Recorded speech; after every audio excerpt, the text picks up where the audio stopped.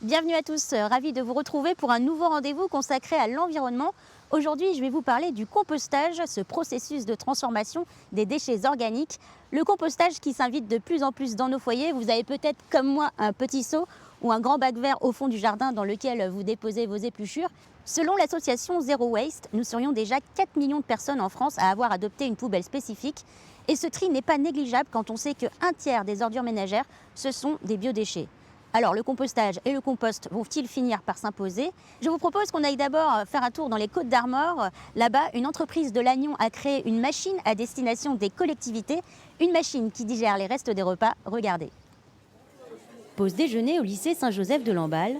Ici, après chaque repas, les élèves trient les restes de leur plateau.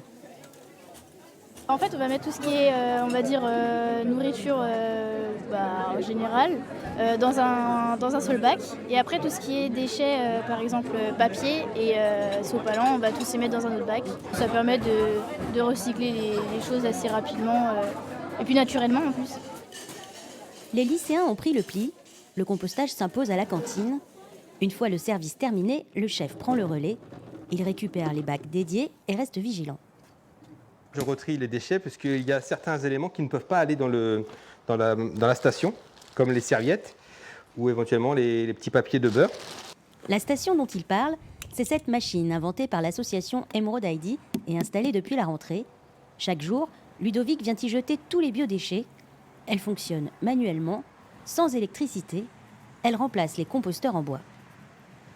On est sur une plateforme qui est propre, c'est beaucoup plus accessible. Au niveau des nuisibles, on n'en a plus, puisque la machine est complètement carénée.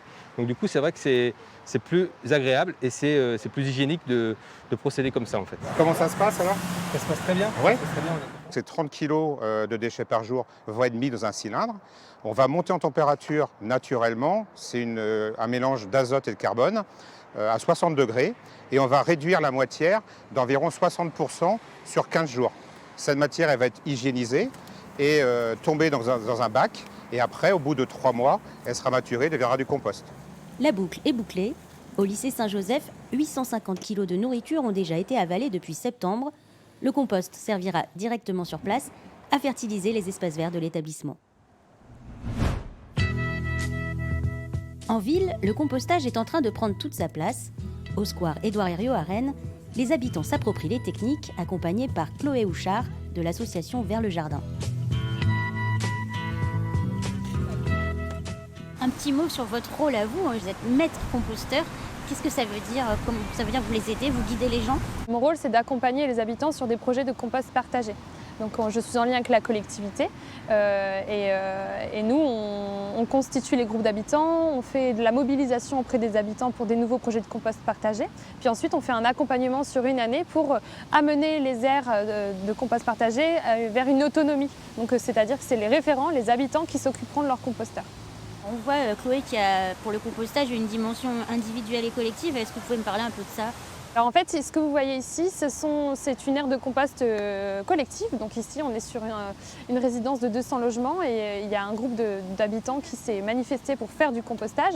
Donc avec la collectivité, ils ont fait la démarche de l'installation et ils se sont constitués en groupe d'habitants et un groupe de référents pour pouvoir s'en occuper. Donc là, vous les voyez en train de faire un transfert, par exemple. On passe du bac d'apport au bac de maturation et ça permet que le compost soit de bonne qualité à la fin. Je voudrais qu'on évoque le fait que le compostage, c'est vraiment en train, comme je disais, de s'imposer.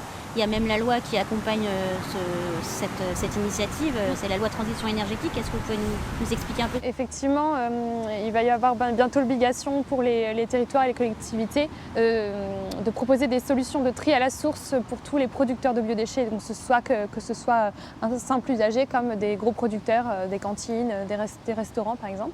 Donc le compostage, c'est quelque chose qui va forcément prendre de l'ampleur.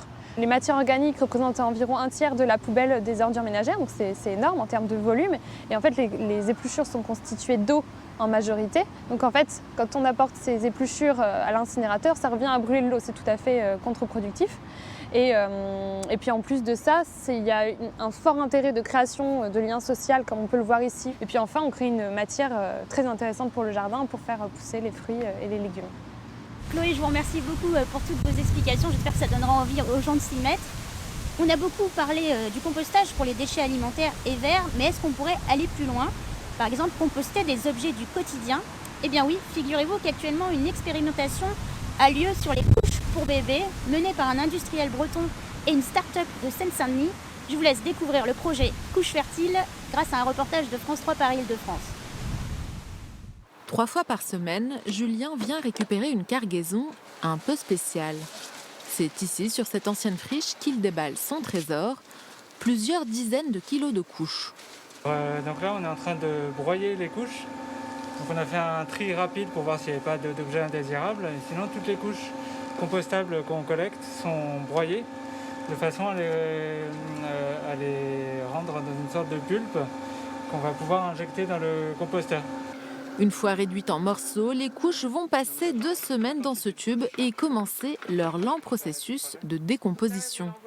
Faire des déchets humains un produit fertilisant, cela n'a rien de nouveau et pourtant, c'est une première en Île-de-France.